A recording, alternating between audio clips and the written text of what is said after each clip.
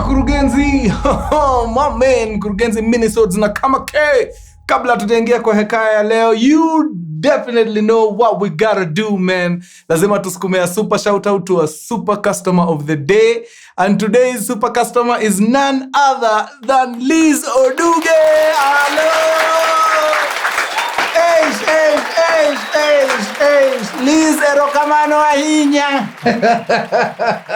Barikiwa sana mazee, umeingia pale umefanya mambo yako. God bless you, man. God bless you. Anybody else mwenye ameingia pale kwa site akafanya mambo yake pia, mazee tunakudhamini sana bana. Thank you once again for finding us worthy. Ingia hapo, ambia mbogi wakuje watembe hapo. Wapate mali safi safi. Wale hawana habari, site ni mkurugenzi.ke is where it's at. Ingieni pale, vurugeni vile inafaa. Sawa sawa? Very nice. Now, a couple of weeks ago nilipiga story, na hiyo story ika-trigger mwenye history ya leo kuni email. Akaniambia, mtu yangu, hiyo story yako jo imenikumbusha pia mimi kitu kama hiyo ishawa inihapenia. So hii ndio story yangu, chapia wakurugenzi mazee. So nitaipiga, at the end of this episode mtaniambia hapo kwa comments kama mnajua ni story gani inaenda kufanana na hii. Na kuna jamaa ako in a relationship that's ish. Okay? Boy tu Islando pale.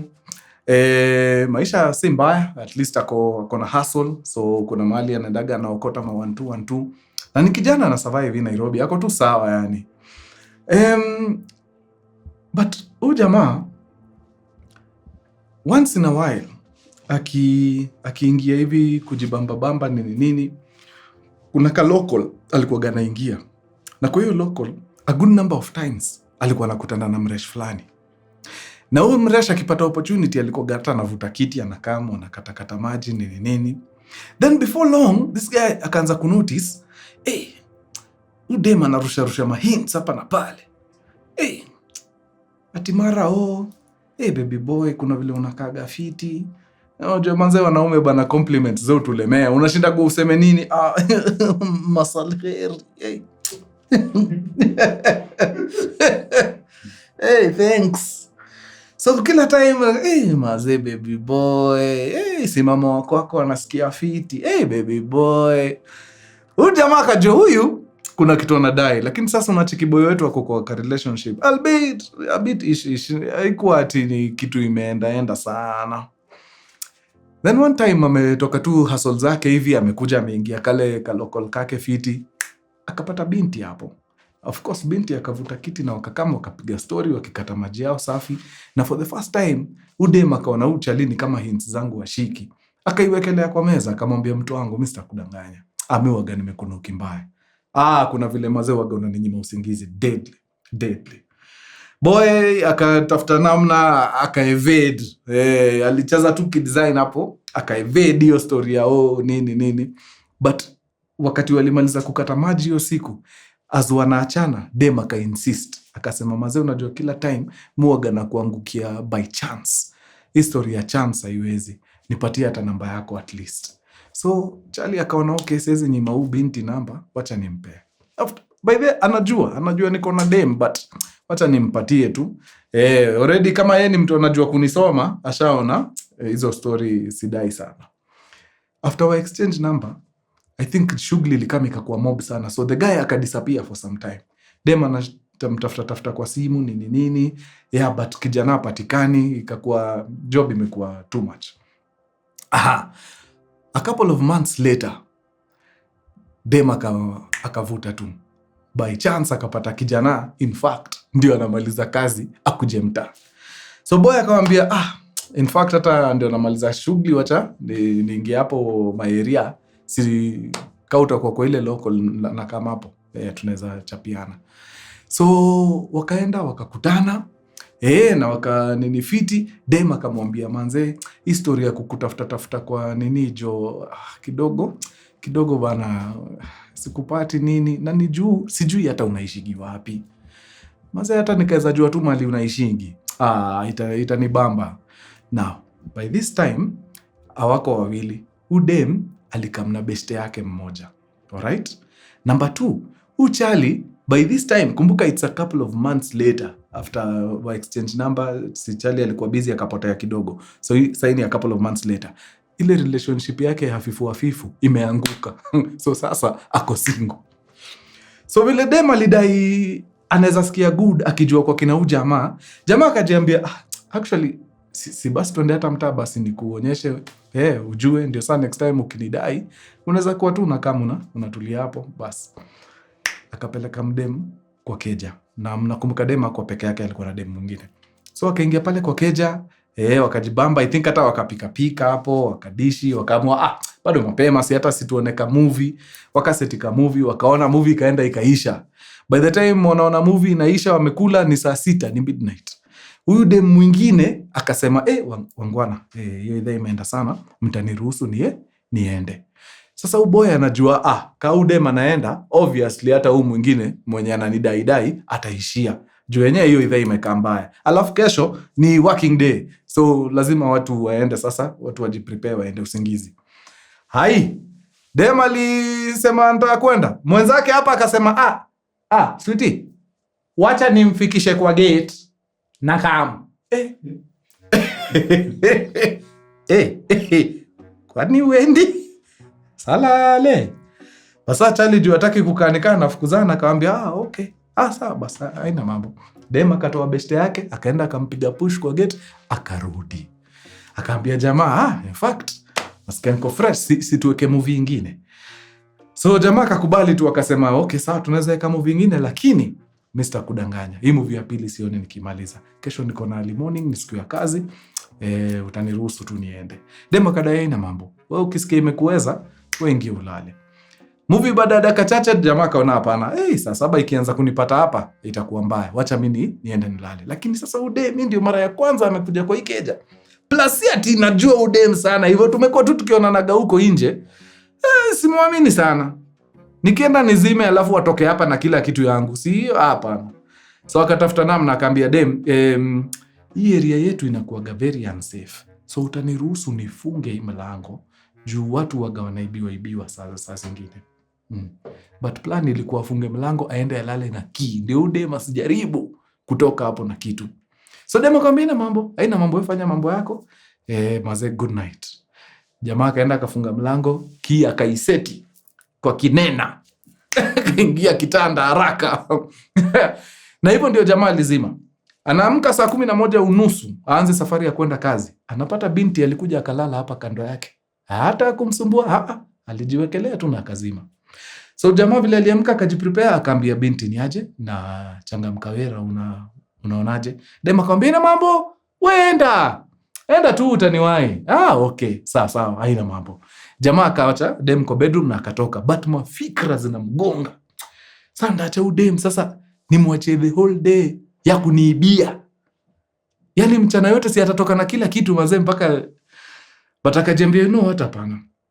Hapa vitu ndogo hizo si mind anaweza iba. Hizi vitu zingine ni vitu kubwa zenye si rahisi atoke nazo. TV, fridge, hizo vitu wanapitisha wapi?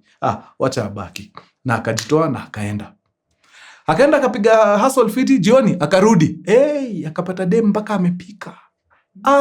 Ameosha kila kitu mpaka mapicha za ukuta. Yaani proper wife material. Mpaka jamaa akaanza kujiambia, you know what? Hata niko sawa hata kuliko ule nilikuwa na yeye. Haidhuru, wacha akae kwani iko nini? So hivyo ndio mrembo akajiapisha hapo kwa nyumba ya jamaa. That night wametoka kazi, si jamaa ametoka kazi, amepata mrembo amefanya hiyo mambo yote. Akamwambia hata tulishaona movie zimeisha, tuende kwa mjamaa wangu wa movie tuban movie ya leo. Tuoneone, then ikifika saa 6 usingizi kama kawa. Dem akadai iko sawa tutoke twende. Wakatoka wakashuka apartment wakaanza kwenda direction ya movie. Dem akamza, kwani tunapitia nje? Tunaenda hivi, hii ndio rahisi. Hapana, tusiende hivyo, tuzunguke hivi. Kuna njia najua itatutoa hapo kwa base ya movie. Jamaa akamwambia, najua hiyo njia. Hiyo ni 3 times hii. Hii ni chap hii in like 10 minutes tumefika hapo. Hapana najua but na feel too safe tukizunguka hii design. Jamaa akashindwa, okay, why? But you know what?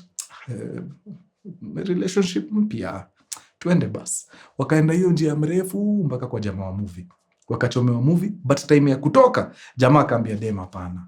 Umeona imetuteka how long kutoka kwa keja kufika hapa? Na njia ndio hii hapa safi ya kurudi mtaa. Tunarudi hivi. Si tulienda na yako? Turudi na yangu. So dem akadai ni sawa tu, haina mambo. Wakaingia kwa hiyo vichochoro nini. Sasa kwa hiyo njia between movie shop na keja, kuna kamaska na hapa maboys wamejiwekelea hapo, waga wanakaa wanachana gomba yao nini. Then giza ikiingia fiti wanatoka wananyongana then wanarudi. It was common knowledge, kila mtu alikuwa anajua hiyo ndio shughuli yao. So jamaa jueni wa hizo area ogopi sana, so anatembea tu na mrembo. But sasa mrembo vile walikaribia hiyo base yao maboys, alidisappear kidesign. Na kitu fani, uchali ni kama haku notice. Aliendelea tu kutembea, akapita hao wase na akaenda. So after amepita wase akitaka kuambia dem kitu juu ya hao maboy, ana discover yuko ako peke yake. Dem alishaingia sijui machuo mgani hizo. Jamaa akasema ina mambo, akaenda juu gate anaiona iko pale mbele. Akaenda akafika kwa gate. Aza nafungua, dem akatokea kwa kichochoro ingine, akakuja kama amefika. So jamaa anamuuliza, kwani ulienda wapi? Akamwambia, manze, kuna boys takagi mambo yao hapo kwa watu wazuri, so nikaamua kupitia nini zingine. Okay, no worries. Na wakaingia, wakaona movie, bas. Wangwana hawakulala hiyo siku. Movie ikiwa tu inaendelea hapo mazee, imewashika deadly, wanasikia huko chini mapikipiki zimeingia. Wanasikia kiateka huko wanavurugana na wase. Wewe fungua hapa bana. Ni nini? Kiateka anashindwa nini? Na wafungulia nyinyi kina nani? Wewe kuna bibi yetu wako hapa. Bibi yetu. So jamaa anasikia iko motion akiwa kwa gorofa yake hapa juu, na anajua live hakuna mtu mwingine ameleta dem hapa, ni mimi. So akaita huo dem, we unasikia huko motion iko huko nje? Ni kina nani? Akamwambia, manze, sikuwa nataka kuambia, but wenyewe now that tuko hapa, wacha tu nikwambie. Manze, huo ni ex wangu. Huwa na insist na mambo yangu, na mimi nilimwachaga kitambo, sitaki mambo yake. Uko sure? Kabisa tulimalizana maze, hii ni mtu tu amekataa kumove on. So jamaa akamwambia ina mambo, uzuri tulikuwa tumezima light, so wacha zika hivyo. Usiwashe taa, tuka hivyo tunyamaze mpaka ile time watachoka waende. Thank God, kiateka pia alikaza. Akasema afungui mlango. So wase wakaona hapa kiateka ameamua kucheza kimichireti, wakaona ni sawa. Wacha tu waende, tutarudi siku nyingine. Wakawasha mapikipiki na wakaenda. The following day, jamaa uoga imemuingia proper. Juu sasa hii ni noma. Na unaona walikuja mpaka kwa hiyo, inamaanisha wamemjua, wanajua ni yeye. So akajificha hivi, akaangalia hii, akaona coast is clear, hiyo saa 12 ama saa 11 asubuhi, akaenda job. Now akienda job akapigiwa. Anapigiwa na nani? Na sister yake. Sister yake anamwambia, we, hizi ni nini nasikia? So sister yake ana stay in the neighborhood, right? So sister yake anamkola, anamwambia ni nini tena? Jamaa anashindwa wapi? Wewe wase wanakutafuta huko, wanasema watakuua maze, mpaka mimi wananitafuta niwaambie mali huko. Ni nini umefanyia watu? Jamaa akajua kwisha, wallahi umse atanimaliza. So akamwambia ni aje, niko na dem new, na huyo dem apparently ni ex wa one of those guys, na huyo jamaa amekataa kumove on, that's why. Sister yake akamwambia maze, kuwa careful sana na hawa si wafiti. So jamaa akasema ina mambo, wewe usijali, nitasort hii shughuli. Hiyo siku maze vile alitoka job, yani aliingia huko kama mwizi. Juu anyone ni suspicious. So akakuja akiangalia karada ni safi nini, akaona kuna wase, akaingia gate. Kuingia tuko gate hivi, kiateka akamshika, we kuja hapa wewe. We kwanza nina kesi na wewe. Kesi gani?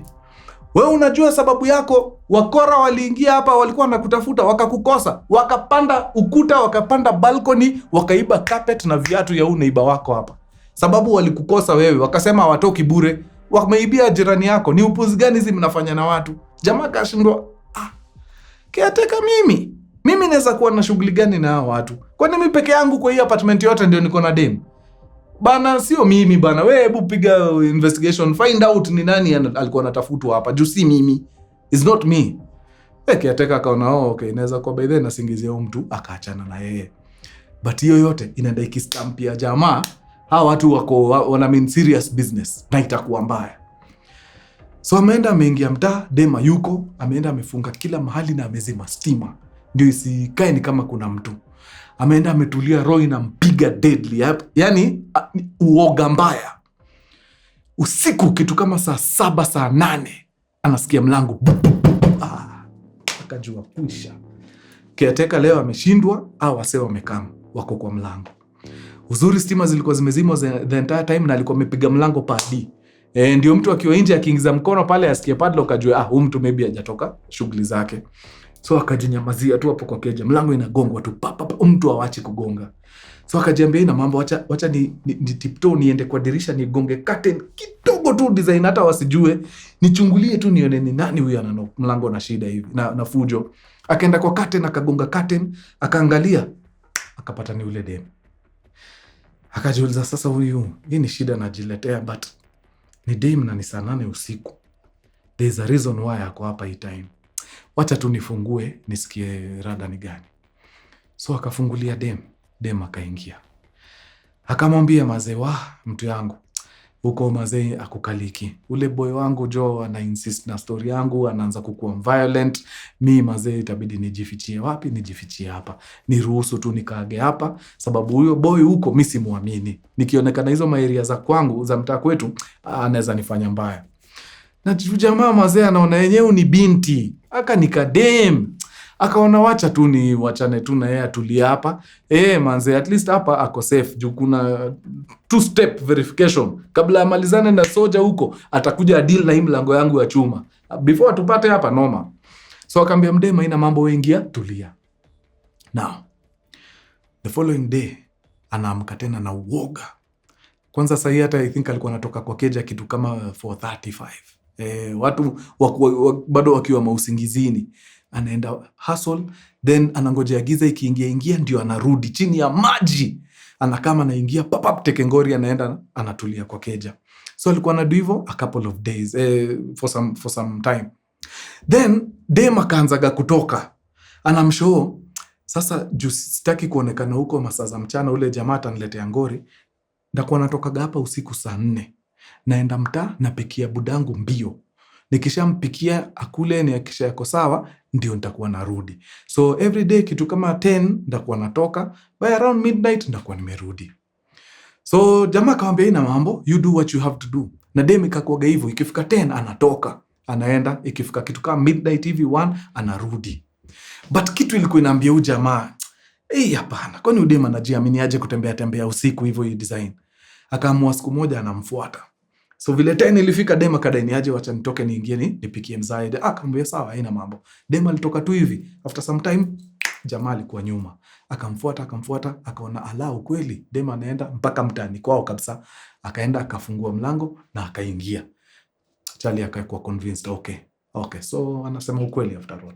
Ametoka mtaa ameenda kejani. Na hivyo ndio Charlie alirudi na uoga zake mpaka kwa keja na akatulia.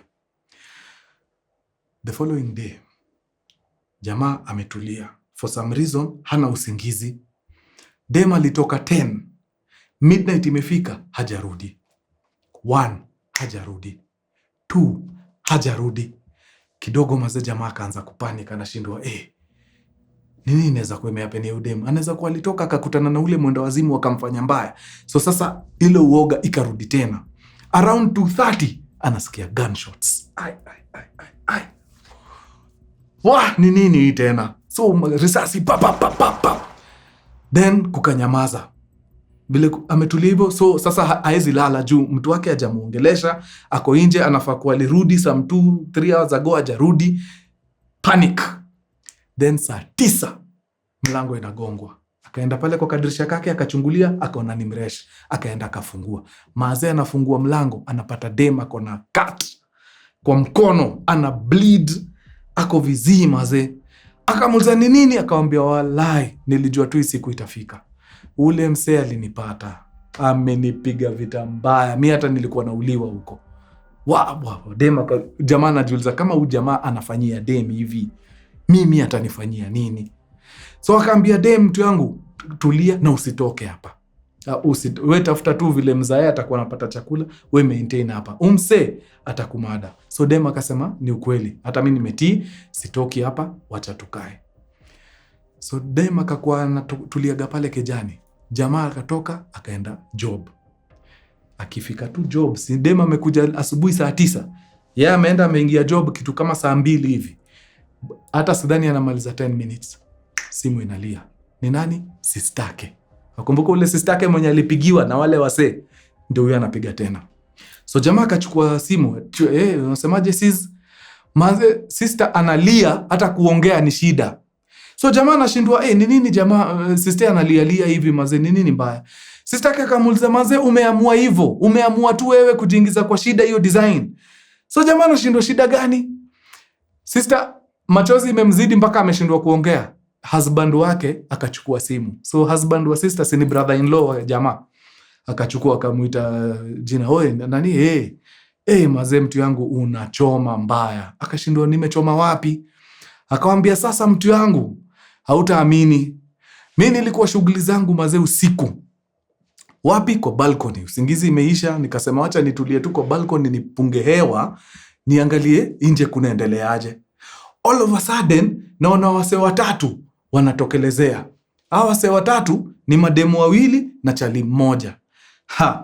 Hii area ni wase wa few sana sijui. Hao watu wote watatu nawajua. 1, huo dem mwenye unaishi na yeye siku hizi. 2, ule dem wakati mlipeleka huyu msichana kwako the first time, alikuwa na ule rafiki yake huaga wanatembea pamoja. Huo dem alikuwa hapo. 3, ule chali huaga anasumbua watu kwa base huko nini, ambaye nashuku ndio huyu unaambiwa ni ex wake. Walikuwa hivyo watatu. Hao watu wamekuja hivyo na shughuli zao, wamekuja chini. Hapo tu mimi niko kwa balcony na waona, wakatoa stash ya do, wakaanza kugawana pesa. Na nasikia mpaka conversation zao, mali balcony yangu iko na mali yao wanafanya shughuli ni hapa tu. So unaona kila kitu, nasikia kila kitu.